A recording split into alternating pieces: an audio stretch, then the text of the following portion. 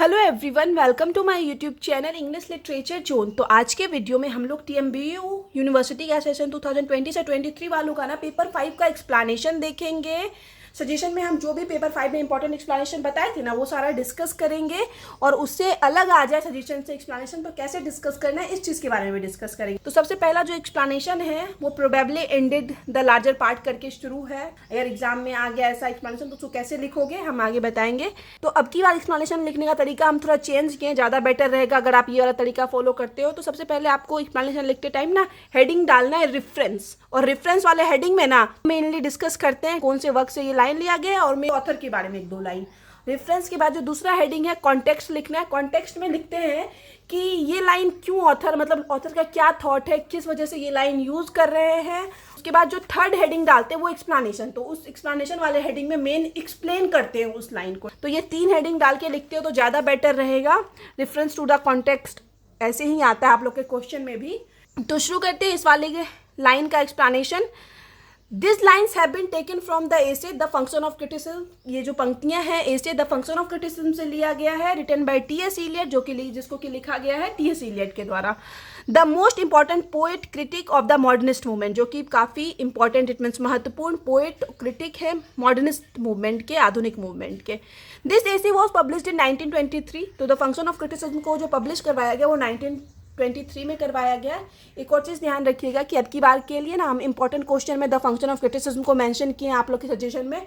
तो जो video upload है द फंक्शन ऑफ क्रिटिसिज्म पे, उसमें थोड़ा बहुत मिस्टेक्स है क्योंकि वो हम खुद से स्टार्टिंग में जब हम पढ़ रहे थे तो खुद से नोट्स बनाए थे, उस टाइम हमको ज़्यादा कुछ पता नहीं था और वही नोट्स अपलोड कर दिए, तो उसमें थोड़ा बहुत मिस्टेक्स है। तो हम कल द फंक्शन ऑफ क्रिटिसिज्म पे एक नया वीडियो अपलोड करेंगे जिसमें पॉइंट वाइज होगा, अच्छे से हम कोटेशन मेंशन करेंगे, सारा कुछ मेंशन करते हुए लिखेंगे, ज़्यादा बेस्ट वो नोट्स होगा। आप वो वाला भी लिख सकते हो, इससे पहले 2 साल जो बच्चा लोग एग्जाम दिया वही नोट्स लिख के दिया, 70% तक मार्क्स आया है। बट हम बोलेंगे जो कल अपलोड करेंगे वो बेस्ट रहेगा, वो लिखते हो तो ज़्यादा अच्छा रहेगा क्योंकि स्टार्टिंग का पहला या दूसरा आंसर होगा आप लोग के क्वेश्चन में कि the function of criticism discuss करना है। तो पहले दूसरे आंसर को अच्छे से करते हो, कोटेशन के साथ करते हो, अच्छे तरीके से लिखते हो, बिना मिस्टेक्स के लिखते हो तो ज़्यादा बेटर रहेगा ना। अभी आप लोग के पास 6-7 दिन है तो एक क्वेश्चन तो प्रिपेयर कर ही सकते हो, ठीक है। तो बस एक ही क्वेश्चन ये हम चेंज करेंगे, कल इस पे हम वीडियो अपलोड कर देंगे द फंक्शन ऑफ क्रिटिसिज्म पे न्यू। और अगर आप चाहो तो कोई दिक्कत नहीं है, आप पुराना वाला वीडियो ही सेम टू सेम लिख सकते हो, ज़्यादा कोई फ़र्क नहीं पड़ेगा, बट बेस्ट रहेगा अगर आप नया वाला प्रिपेयर कर लो।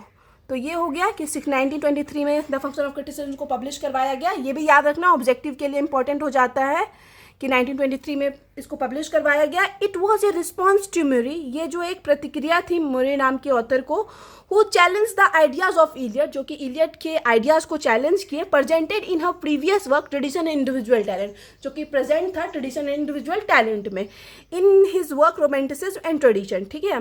तो यहाँ से हम लोग ये समझेंगे कि इलियट सबसे पहले ट्रेडिशन एंड इंडिविजुअल टैलेंट लिखे, तो उसमें जो आइडियाज दिए उसको क्रिटिसाइज करते हुए, उसको चैलेंज करते हुए ये मूडी नाम का ऑथर एक वर्क लिखे जो कि है रोमांटिसिज्म एंड ट्रेडिशन, और इसमें इलियट्स के आइडियाज़ को चैलेंज की, और इलियट के आइडियाज़ को जब ये चैलेंज की तो उसको जवाब देने के लिए Eliot the function of criticism लिखे थे, ठीक है। तो इस तरीके से ये तीनों वक्त एक दूसरे से जुड़ा हुआ है, याद रखिएगा।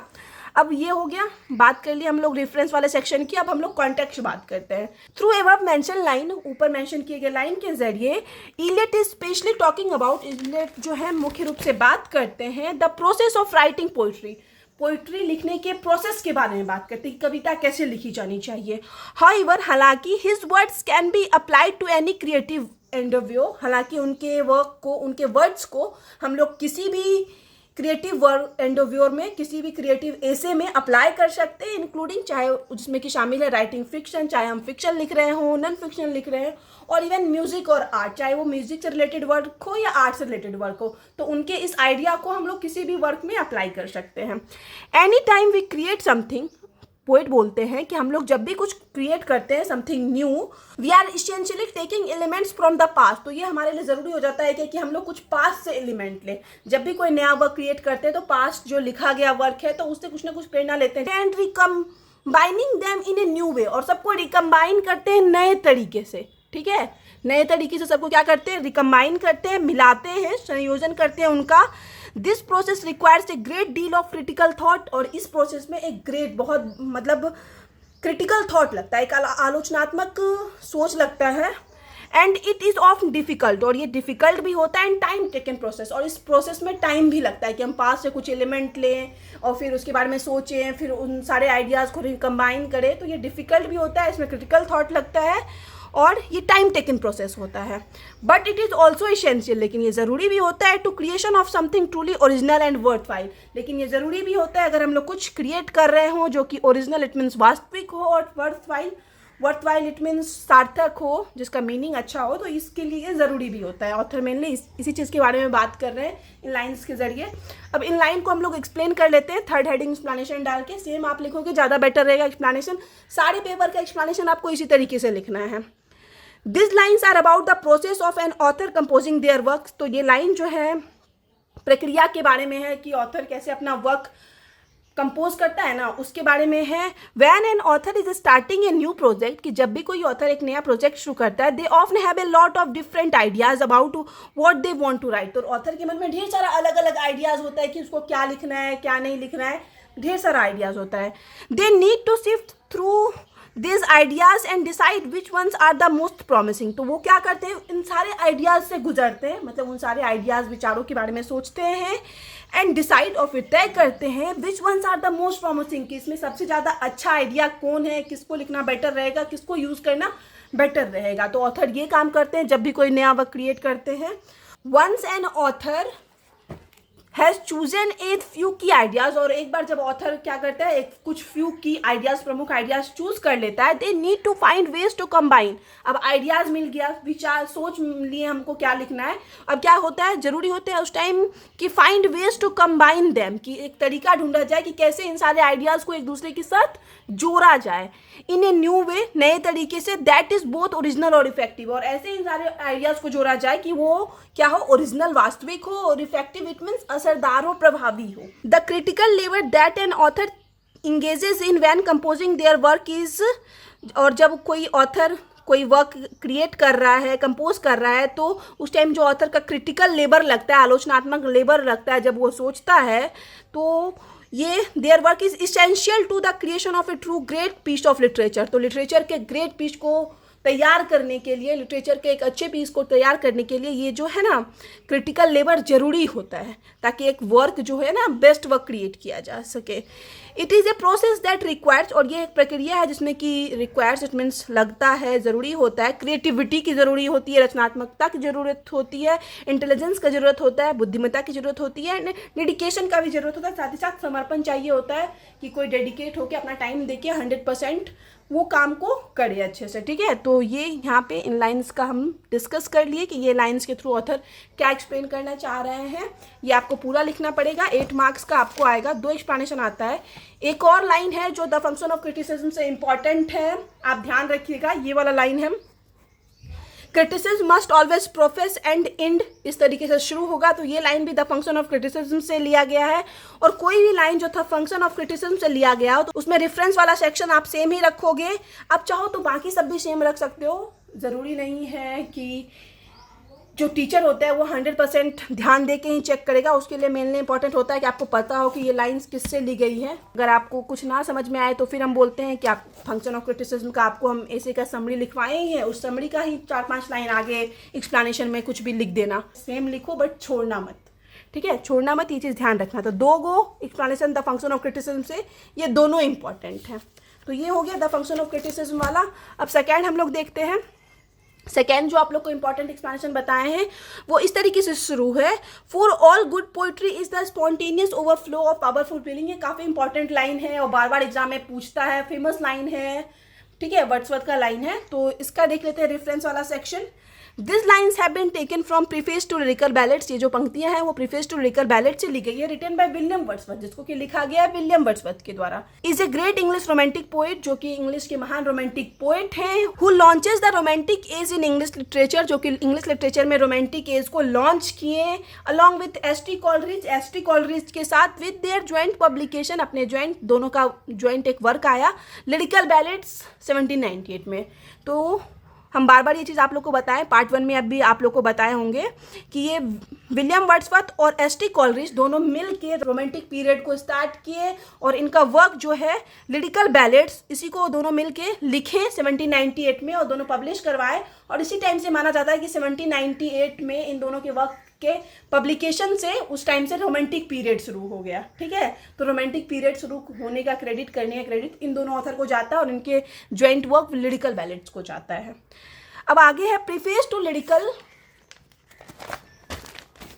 Ballad was published in 1801। Preface to lyrical ballads को 1801 में पब्लिश करवाया गया। ये भी ध्यान रखने के लिए है, एग्जाम में पूछता है ऑब्जेक्टिव, लास्ट 1-2 साल में पूछा है कि लिरिकल बैलेड सिर्फ आ जाए तो वो 1798 में, और अगर प्रीफेस टू लिरिकल बैलेड्स आ जाए, प्रीफेस टू लिरिकल बैलेड्स, ठीक है, तो वो क्या हो जाएगा 1801 में। दोनों अलग अलग है, कंफ्यूज मत होना, लगभग दोनों में सेम ऑप्शन डालता है।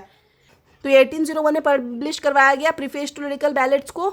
इन दिस प्रीफेस, और इस प्रीफेस में Wordsworth outlines his theory of poetry. Wordsworth क्या करते हैं, अपनी पोइट्री की जो थ्योरी है ना उसको आउटलाइन करते हैं, रेखांकित करते हैं, which emphasises the importance of emotion and imagination. जो कि एम्फेसाइजेस इट मीन्स जोर देता है, व्याख्या करता है, बताता है महत्व के बारे में, इमोशन और इमेजिनेशन के महत्व के बारे में बताता है। ठीक है, तो मेनली वर्ड्सवर्थ अपने work preface to lyrical ballads में इमोशन और इमेजिनेशन के इंपॉर्टेंस के बारे में ही डिस्कस किए हुए हैं। तो ये हो गया सबसे पहले रेफरेंस वाला सेक्शन, जो कि आपको सबके लिए सेम रखना है, प्रीफेस टू लिरिकल बैलेड से कोई भी वर्क आ जाए। और सबसे इंपॉर्टेंट तो ये वाला इंपॉर्टेंट है ही, जो भी हम डिस्कस कर रहे हैं, poetry is spontaneous overflow powerful feeling. तो कंफर्म ये 3-4 एक्सप्लेनेशन कंफर्म करके जाना है। अभी 4 एक्सप्लेनेशन आप लोग को हम सॉल्व करवाएंगे। ठीक है, तो इसके बाद हम लोग डिस्कस करते हैं कॉन्टेक्स्ट वाला। ठीक है, कॉन्टेक्स्ट में आ जाएगा Wordsworth is writing this lines. Wordsworth जो है इन पंक्तियों को लिखते हैं in response to the prevailing view of poetry at that time. तो उस टाइम जो पोइट्री को लेके प्रचलित व्यू था ना, दृष्टिकोण था ना, तो उसके रिस्पॉन्स में, उसकी प्रतिक्रिया में पोएट जो है वो पंक्ति लिखी, वही poetry spontaneous overflow powerful feelings, which was that poetry should, जो कि था कि poetry should be artificial and formal. मतलब उस टाइम क्या व्यू था पोइट्री को लेके कि पोइट्री को क्या होना चाहिए था, कविता को आर्टिफिशियल होना चाहिए, कृत्रिम होना चाहिए, फॉर्मल होना चाहिए। इट मीन्स जो ट्रेडिशन चला आ रहा है उसी के जैसा होना चाहिए, काल्पनिक होना चाहिए। वर्ड्सवर्थ क्या किए, इसी आइडिया के प्रति रिस्पॉन्स दिए हुए हैं अपने वर्क्स में। Wordsworth wanted to challenge this view. Wordsworth चाहते हैं इस व्यू को, इस दृष्टिकोण को चैलेंज करना, एंड आर्ग्यू दैट, और तर्क देते हैं कि poetry should be more natural and expressive. Poetry को नेचुरल होना चाहिए और एक्सप्रेसिव होना चाहिए। मतलब पोइट्री के थ्रू इंसान अपनी भावनाओं को, फीलिंग को एक्सप्रेस कर सके, अर्थपूर्ण हो पोइट्री। ठीक है, ये मेनली वर्ड्सवर्थ इस चीज़ पे जोर देते हैं। ठीक है, बिल्कुल अपोजिट चीज़ पे पहले पोइट्री को बताया गया था वर्ड्सवर्थ से पहले आर्टिफिशियल, तो पोइट बोलते हैं कि नेचुरल होना चाहिए आर्टिफिशियल के बदले, फॉर्मल के बदले क्या होना चाहिए, एक्सप्रेसिव होना चाहिए अकॉर्डिंग टू वर्ड्सवर्थ। ये कॉन्टेक्स्ट वाला सेक्शन हो गया। अब हम लोग एक्सप्लेनेशन देख लेते हैं। The lines spontaneous overflow of powerful feelings. ये जो लाइन है, पंक्ति है, spontaneous flow of powerful feelings is mean to capture the idea. उसका अर्थ है कि इस आइडिया को कैप्चर करना, पकड़ना, दैट की poetry should came from a natural and unforced expression. की पोइट्री को जो आना चाहिए ना वो नेचुरल और अनफोर्स, इट मीन्स हो जाता है एक तरह से स्वाभाविक एक्सप्रेशन से आना चाहिए ऑफ इमोशन के। ही बिलीव्स दैट, उनका मानना है कि poet should not try to force their feelings into a particular form. की पोएट को ऐसा नहीं करना चाहिए कि अपने फीलिंग्स को फोर्स करे कि वो उस पार्टिकुलर फॉर्म में पोएट का फीलिंग्स जाए, but should simply allow them, but की पोएट को अपने फीलिंग्स को अलाउ करना चाहिए टू फ्लो आउट नेचुरली। की जो पोइट्स का फीलिंग है ना वो नेचुरली बाहर निकल के आए, उसको फोर्स ना किया, पोइट ये बताते हैं। हाउएवर, हालांकि Wordsworth also acknowledges that, Wordsworth का साथ ही साथ ये भी मानना है कि poetry is not simply a matter of emotion, कि सिर्फ इमोशन का ही मैटर नहीं है पोइट्री, सिर्फ भावनाओं के बारे में नहीं है। Emotion is essential of to poetry, poetry के लिए इमोशन जरूरी है, but it is not enough, लेकिन ये सिर्फ पोइट्री के लिए काफी नहीं है। Poets also needs to have a deep understanding of the world, poets के लिए ये जरूरी है कि उनको डीप अंडरस्टैंडिंग, एक गहरी समझ हो वर्ल्ड की, एंड देयर ऑन फीलिंग्स, और अपने खुद के फीलिंग्स, अनुभवों की, in order to create truly great poetry, मतलब एक अच्छा पोइट्री रेडी करने के लिए, एक ग्रेट पोइट्री रेडी करने के लिए ये इमोशन के साथ साथ ये भी ज़रूरी है कि पोइट्स को वर्ल्ड का डीप अंडरस्टैंडिंग हो और अपने फीलिंग्स का डीप अंडरस्टैंडिंग हो। ठीक है, तो ये वाला लाइन यहाँ पे एक्सप्लेन हो गया। मेनली एक ही लाइन है प्रीफेस टू लिरिकल बैलेट से जो इंपॉर्टेंट है। इसके बाद हम लोग थर्ड वाले एक्सप्लेनेशन को देखते हैं। थर्ड वाला एक्सप्लेनेशन जो है, जो हम सजेशन में इंपॉर्टेंट बताए थे, वो है the future of poetry is immense. ठीक है, तो ये तो इंपॉर्टेंट है ही, जो कि द स्टडी ऑफ पोइट्री से लाइन लिया गया है। द स्टडी ऑफ पोइट्री से लिया गया दो लाइन और इम्पॉर्टेंट है, जिसको आप ध्यान रखना कि ड्राइडन एंड पोप करके शुरू लाइन हो तो समझ जाना ये द स्टडी ऑफ पोइट्री से लिया गया। और एक और we should conceive of poetry, तो ये लाइन भी अगर आपको आ जाए एग्जाम में तो समझ जाना ये द स्टडी ऑफ पोइट्री से लिया गया है। फिर आप रेफरेंस वाला सेक्शन सबके लिए सेम लिख सकते हो, कॉन्टेक्स्ट भी लगभग सेम रख सकते हो कि सब में पोइट्री के बारे में डिस्कस किया गया है। आगे एक्सप्लेनेशन में है, आप अपने अकॉर्डिंग लिख सकते हो, समरी के अकॉर्डिंग, जो आप समरी याद करके गए हो द स्टडी ऑफ पोइट्री का। ठीक है, तो ये वाला एक्सप्लेनेशन को मेनली हम डिस्कस किए हुए हैं। तो शुरू करते हैं। सबसे पहले डिफरेंस वाले सेक्शन को पढ़ते हैं। This lines have been taken from the study of poetry, ये जो पंक्तियां हैं द स्टडी ऑफ पोइट्री से ली गई है। रिटन बाय मैथ्यू अर्नॉल, जिसको मैथ्यू अर्नॉल के द्वारा लिखा गया था। ए poet and critic of the Victorian age, जो कि एक पोएट और क्रिटिक थे विक्टोरियन एज के। इन दिस एसे, इस एसे में अर्नोल्ड आर्ग्यू दैट, अर्नोल्ड जो है दो तर्क देते हैं कि poetry is essential to human life, कि इंसान के जीवन के लिए पोइट्री ज़रूरी होता है। बिकॉज, क्योंकि it provides us with A sense of beauty, क्योंकि ये हम लोग को सेंस ऑफ ब्यूटी प्रदान करता है, ट्रूथ एंड मॉरल गाइडेंस देता है। ही बिलीव्स दैट, उनका मानना है कि poetry can help us to understood our self, poetry हम लोग की मदद कर सकता है खुद को समझने में, and to find meaning in life, और लाइफ में का मीनिंग ढूंढने में, लाइफ का अर्थ ढूंढने में भी पोइट्री हम लोग की मदद कर सकता है। अब आगे कॉन्टेक्स्ट वाला सेक्शन देखते हैं। कॉन्टेक्स्ट में है थ्रू अबव मेंशन लाइन, ऊपर किए गए मेंशन लाइन के जरिए Arnold talks about the future world, future भविष्य के वर्ल्ड के बारे में बात करते हैं। दैट इज इंक्रीजिंगली डिवाइडेड, जो कि तेजी से डिवाइडेड, इट मीन्स बांटा जा रहा है, एंड फ्रेगमेंटेड, फ्रेगमेंटेड मतलब भी हो जाता है विभाजित किया जा रहा हो, खंडित किया जा रहा हो। Poetry can offer us a sense of shared humanity, poetry जो है हमें साझा मानवता की भावना, and a reminder of beauty and value of life, और एक जीवन की सुंदरता और मूल्य की याद दिला सकती है। It can help us to see the world in new ways, ये हमारी मदद कर सकती है दुनिया को एक नए तरीके से देखने में, and to find meaning in our own experience, और खुद के एक्सपीरियंस से, अनुभवों से मीनिंग खोजने में, मीनिंग ढूंढने में भी पोइट्री जो हम लोग की मदद कर सकती है। तो ये कॉन्टेक्स्ट वाला सेक्शन हो गया। अब हम लोग एक्सप्लेनेशन की बात करते हैं। This lines come at the end of the essay, ये जो पंक्तियां एसे के अंत में आती है। When Arnold is summarising his main points, जिसमें कि अर्नोल्ड अपने मेन पॉइंट्स के बारे में बात करते हैं, मेन पॉइंट्स की व्याख्या करते हैं। ठीक है, एसे के अंत में ये पंक्तियां आती है। ही आर्ग्यू दैट, वो तर्क देते हैं कि poetry has a high destiny, poetry का जो भविष्य है ना वो काफ़ी हाई है, इट मीन्स डेस्टिनी, भाग्य जो है। To help us found a surer and surer stay in life, ये हम लोग की मदद करती है, एक हम लोग बोल सकते हैं निश्चित और निश्चित जीवन जीने में मदद कर सकती है poetry. He believes that poetry can provide us with A sense of stability, poetry जो हम लोग को सेंस ऑफ स्टेबिलिटी, स्थिरता प्रदान करती है, and purpose in a world, और पर्पस एक तरह से उद्देश्य प्रदान करती है, that is often chaotic and uncertain, मतलब ये जो वर्ल्ड है जो कि क्योटिक, इट मीन्स हम लोग बोल सकते हैं अराजकता से भरा पड़ा है, अनसर्टेन अनिश्चित है, उस वर्ल्ड में पोइट्री जो हम लोग को स्टेबिलिटी प्रदान करती है। Poetry can help us to understand our self, खुद को समझने में पोइट्री हम लोग की मदद कर सकती है, and the world around us, और चारों ओर के वर्ल्ड को समझने में भी। थ्रू पोइट्री, पोइट्री के जरिए we express our deepest thoughts and feelings, हम लोग क्या एक्सप्रेस करते हैं, अपने गहरे थॉट्स को और फीलिंग्स को। Poetry can help us to see the world in new ways, poetry जो हम लोग की मदद कर सकती है वर्ल्ड को एक नए तरीके से देखने में। It also gives us inspiration and hope, ये साथ ही साथ हम लोग को इंस्पिरेशन देती है, प्रेरणा देती है, होप इट मीन्स आशा देती है।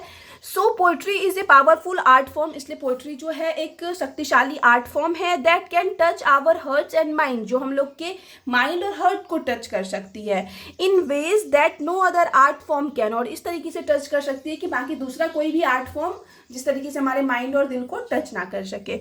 It is a vital part of our culture, हमारे कल्चर का बहुत प्रमुख पार्ट है, एंड ह्यूमैनिटी का, and it will continue to be relevant for generation to come, और ये आने वाली पीढ़ी के लिए भी आगे ऐसे ही कंटिन्यू रहेगा और ये उपयुक्त भी रहेगा। ठीक है, तो यहाँ पे ये वाला जो एक्सप्लेनेशन है वो खत्म होता है। इस वाले एक्सप्लेनेशन में मेनली हम पोइट्री के डेस्टिनी के बारे में, उसके फ्यूचर के बारे में बात की कि किस तरीके से पोइट्री हेल्प करती है और कैसे आगे भी ये कंटिन्यू हेल्प करेगी, हेल्पफुल होगी। तो ये हो गया 3 एक्सप्लेनेशन इंपॉर्टेंट बताए थे। तो उसमें जो पहला एक्सप्लेनेशन था वो था आप लोग को पेपर 5 का, जो कि द फंक्शन ऑफ क्रिटिसिज्म से था। दूसरा एक्सप्लेनेशन जो था वो था आप लोग का प्रीफेस टू लिरिकल बैलेट से। उसके बाद थर्ड जो एक्सप्लेनेशन था वो था स्टडी ऑफ पोइट्री से। इसके बाद हम एक और एक्सप्लेनेशन इस वाले वीडियो में ऐड कर दिए हैं, जो कि अगर आपको ट्रेडिशन है इंडिविजुअल टैलेंट, जो कि आप लोग के सिलेबस का काफ़ी इंपॉर्टेंट विषय है, उससे आ जाए ना, तो एक्सप्लेनेशन को कैसे सॉल्व करना है वो डिस्कस कर दिए। ठीक है, पहले तो हम एक को सॉल्व किए हुए हैं, उसके बाद जो 2-3 आने का चांसेस है ना उसको लिख दिए हैं, ताकि आप उस लाइन्स को ध्यान रखो। अगर वो आ जाए तो आप समझ जाओ कि ये ट्रेडिशन इंडिविजुअल टैलेंट से लिया गया। तो शुरू करते हैं ये ट्रेडिशन एंड इंडिविजुअल टैलेंट वाला। तो नो पोएट नो आर्टिस्ट वाले को डिस्कस करते हैं। रेफरेंस लिख रखे आगे, this lines have been taken from T S. Eliot essay tradition and individual talent. ये जो पंक्तियां हैं टी.एस. इलियट के essay tradition and individual talent से ली गई है। T S. Eliot was a great poet, essayist, playwright and critic of the modernist movement. T S. Eliot जो है ग्रेट पोएट हैं, एसेइस्ट हैं, प्लेराइट हैं और क्रिटिक हैं मॉडर्निस्ट मूवमेंट के। This essay was first publish in the egoist. ये चीज़ ध्यान रखिएगा, शायद हम ऑब्जेक्टिव बताते टाइम थोड़ा सा इसको उल्टा कर दिए हैं या गड़बड़ कर दिए हैं, कि ट्रेडिशन एंड इंडिविजुअल टैलेंट को पहली बार जो है द इगोइस्ट में पब्लिश करवाया गया था, लेटर इन इलियट फर्स्ट बुक, और इसके बाद इलियट के पहले book of criticism the second would में पब्लिश करवाया गया। पहली बार जो है इसको पब्लिश करवाया गया द इगोइस्ट में, और सेकेंड टाइम टी.एस. इलियट के क्रिटिसिज्म वाले बुक द सेकंड वुड में पब्लिश करवाया गया। तो ये ऑब्जेक्टिव के पॉइंट ऑफ व्यू से ये चीज़ ध्यान रखिएगा। ये रेफरेंस वाला सेक्शन हो गया। कॉन्टेक्स्ट हम लोग देख लेते हैं। थ्रू दिस लाइंस, इन पंक्तियों के जरिए, इलियट सेज दैट, इलियट कहते हैं कि the work of any artist, किसी भी आर्टिस्ट का जो वर्क होता है, can only be fully understood, इसको तभी पूरी तरीके से समझा जा सकता है, एंड अप्रिशिएटेड, पूरी तरह से इसकी प्रशंसा की जा सकती है, in relation to the work of other artist, जब उसका हम संबंध स्थापित करने की कोशिश करें दूसरे आर्टिस्ट है, मतलब एक तरह से कंपैरिजन करें हु कैम बिफोर देम, जो उनसे पहले आए हैं। मतलब पास्ट के ऑथर के वर्क का प्रेजेंट के ऑथर के वर्क के साथ जब हम लोग कंबाइन करते हैं, या फिर एक तरह से जब देखते हैं कि क्या डिफरेंस है, एनालाइज करते हैं, तो उससे क्या होता है कि हम सही तरीके से आर्टिस्ट के वर्क को समझ सकते हैं और अप्रिशिएट कर सकते हैं। मतलब पास्ट रिलेशन हमेशा इंपॉर्टेंट होता है, कंपैरिजन हमेशा इंपॉर्टेंट होता है। A poet's work can not be seen as something entirely new. तो पोएट जो होता है, एक पोएट का जो वर्क होता है, उसको नहीं देखा जा सकता एक पूरी न्यू के तरह कि ये पूरी तरीके से न्यू है एंड ओरिजिनल है और पूरी तरीके से वास्तविक है, but rather as a part of larger tradition of the poetry. But इसको इस तरीके से देखा जा सकता है कि ये एक पार्ट है, एक भाग है, जो पोइट्री का एक ट्रेडिशन है, परंपरा है, जिस अकॉर्डिंग पोइट्री चला आ रहा है, तो उसी का एक पार्ट है। इस तरीके से हम लोग देख सकते हैं किसी भी पोइट्री को, किसी भी न्यू वर्क को। अब आगे हम लोग एक्सप्लेन देख लेते हैं। इसके बाद ये आखिरी ही एक्सप्लेनेशन है। Eliot uses the analogy, analogy it means हो जाता है एक तरह से comparison of the chemical reaction, मतलब यहाँ पे केमिकल रिएक्शन से कंपैरिजन करते हैं टू एक्सप्लेन दिस आइडिया, इस चीज़ को समझाने के लिए कैसे हम पास्ट से कंपैरिजन करेंगे। ही सेज दैट, वह कहते हैं कि the mind of the poet is like a shred of platinum, कि पोएट का जो माइंड होता है ना वो प्लेटिनम के श्रेड, इट मीन्स टुकड़ा की तरह होता है, that is acted upon by the dead poets, जो कि एक्ट करता है जब वो डेड पोइट्स के आइडियाज़ के साथ मिलता है। The poets on experience, poet का जो खुद का एक्सपीरियंस होता है और इमोशन होता है, आर द एसिड, वो एसिड होता है, and the dead poets are the alkali, और जो डेड पोइट्स होते हैं वो एल्कलाई होते हैं, इट मीन्स क्षार होते हैं। When this two elements combine, और जब ये दोनों एलिमेंट्स मिलते हैं, they create a new substance, तब वहाँ पे एक क्या होता है, उन दोनों के मिलने से नया सब्सटेंस बनता है, नया पदार्थ बनता है, which is the poets poem, जो कि पोइट्स का पोएम होता है। अब आगे इसी में है, Eliot's argument is that, Eliot का तर्क है कि the poet's individuality is not diminished by this process. Eliot आगे तर्क देते हैं कि इससे ऐसा नहीं होगा कि पोएट जो अभी वर्क रेडी कर रहा है, प्रिपेयर कर रहा है, उसकी इंडिविजुअलिटी, उसकी व्यक्तित्व खत्म हो जाएगी या कम हो जाएगी। इनफैक्ट इट इज इनहेंस्ड, बल्कि क्या होगा, इससे इसमें निखार आएगा। एक होता है ना, पास्ट की गलतियों से बहुत कुछ सीखने को मिलेगा, या फिर पास्ट में क्या सुधार किया जा सकता है, कैसे इसको और अच्छा किया जा सकता है, तो सीखने को मिलेगा। इससे क्या होगा, पोएट का वर्क और ज़्यादा इनहेंस्ड होगा, और ज़्यादा उसमें चमक आएगी, और ज़्यादा निखर के आएगा। The poets on experiences, poet का जो खुद का अनुभव है एंड इमोशंस है, are what give the poem its unique flavour, वो चीज़ है जो पोएम को क्या देगा, यूनिक फ्लेवर देगा। ठीक है, पोएट का खुद का एक्सपीरियंस और इमोशन। ही आर्ग्यू दैट, वह आगे तर्क देते हैं कि the all artist are influenced by the work that came before them, कि जितने भी आर्टिस्ट होते हैं ना वो सारे इन्फ्लुएंस्ड होते हैं वैसे वर्क से जो उनसे पहले आ चुका है।